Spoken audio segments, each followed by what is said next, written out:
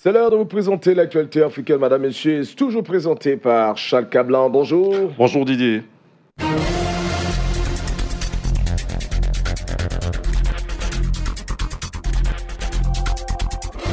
Bonjour à tous, on commence ce tour de l'actualité africaine par le Nigeria. L'agence anticorruption du pays va lancer un mandat d'arrêt contre l'ex-ministre du pétrole pour le détournement présumé de millions de dollars d'argent public. La commission des crimes économiques et financiers demande l'extradition de Diezani Alison Madueke, exilé à Londres. Nadège Koufi. Selon la commission des crimes économiques et financiers, l'ex-ministre Ejide Omokore, un homme d'affaires de son entourage, sont convoqués par la justice le 25 février prochain pour avoir accepté et offert des cadeaux illégalement, ainsi que pour des actes de conspiration liés à des affaires de corruption au Nigeria. Diezani Alison Madueke, qui fut ministre de l'ancien président Goodluck Jonathan jusqu'en 2015, est la première femme à diriger l'organisation des pays exportateurs de pétrole OPEP, est au centre de plusieurs enquêtes pour blanchiment d'argent et corruption aux États-Unis, au Royaume-Uni, en Italie et au Nigeria. Elle avait été arrêtée à Londres en octobre 2015, où un tribunal a ordonné le gel de 5 propriétés de luxe liées à ses affaires, avant d'être libérée sous caution en attendant son procès. L'ex-ministre de 57 ans a toujours nié avoir détourné des millions de dollars de juteux contrats pétroliers et des caisses de l'État lorsqu'elle était aux affaires. Le gouvernement nigérian avait jusque-là semblé se satisfaire qu'elle puisse être jugée en Grande-Bretagne plutôt que dans son pays où Mme Alison Madueke compte encore des soutiens politiques influents et où le système judiciaire est notoirement corrompu et critiqué pour sa lenteur. Le président Muhammadu Buhari a été élu en 2015 sur la promesse de lutter contre la corruption endémique et l'impunité qui mine le Nigeria, principal exportateur d'or noir africain avec l'Angola. Tous les hauts responsables du Gabon, dont le Premier ministre et le vice-président, étaient hier mardi à Rabat, au Maroc, où le président Ali Bongo poursuit sa convalescence. Jérôme Kakou. La délégation gabonaise était composée de Emmanuel Isosé Ngondé, Premier ministre, Pierre Claver Manganga Moussavou, vice-président, Marie-Madeleine Mboranso, présidente de la Cour constitutionnelle, ainsi que Brice Laruche Alianga, directeur de cabinet du président Bongo, sont arrivés lundi soir au Maroc. Ali Bongo Odimba, 59 ans, était lui arrivé jeudi 29 novembre dans un hôpital militaire de la capitale marocaine pour y poursuivre sa convalescence, après plus d'un mois passé dans un hôpital de Riyad pour une maladie qui reste officiellement inconnue.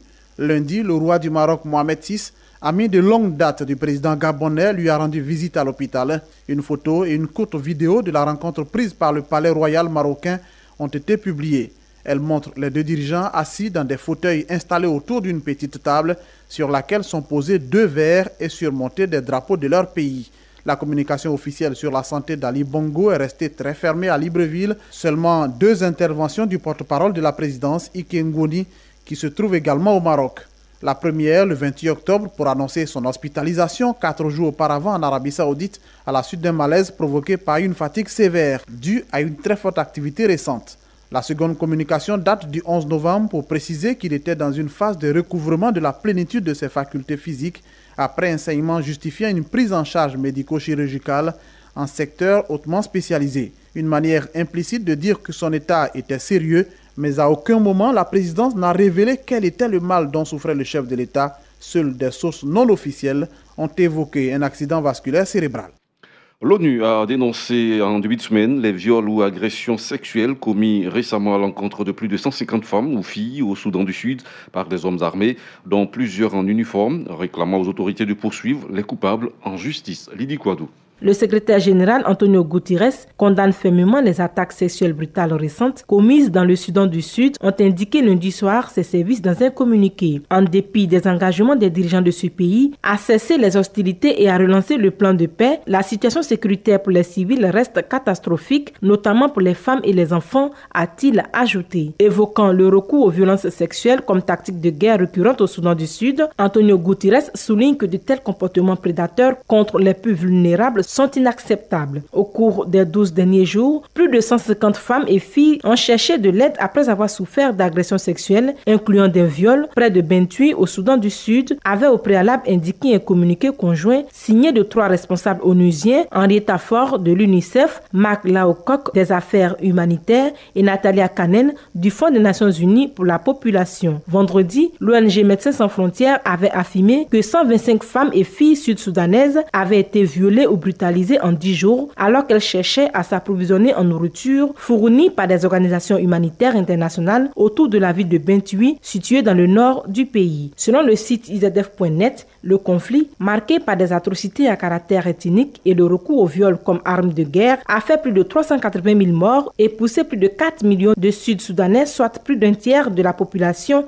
à s'enfuir. Et concernant cette affaire, l'ONU a annoncé qu'elle allait augmenter le nombre de patrouilles. Le PAM, le Programme alimentaire mondial, a dit aussi qu'il allait tenter de rapprocher la distribution de nourriture des communautés. Et puis la campagne pour le second tour de l'élection présidentielle à Madagascar a été officiellement lancée hier. Les 2 anciens chefs d'État qualifiés pour ce second tour, Andra Joël et Marc Ravalomanane, ont 2 semaines pour convaincre les électeurs. Ils ont tous les 2 commencé leur campagne dans le centre du pays avec une cérémonie religieuse, l'un comme l'autre, certains de leur victoire. C'est la première fois que les 2 protagonistes de la crise de 2009 s'affrontent dans les urnes. Lors de la dernière présidentielle de 2013, ils n'avaient pas pu se présenter, notamment sous la pression de la communauté internationale. Fin de ce bulletin, merci de l'avoir suivi.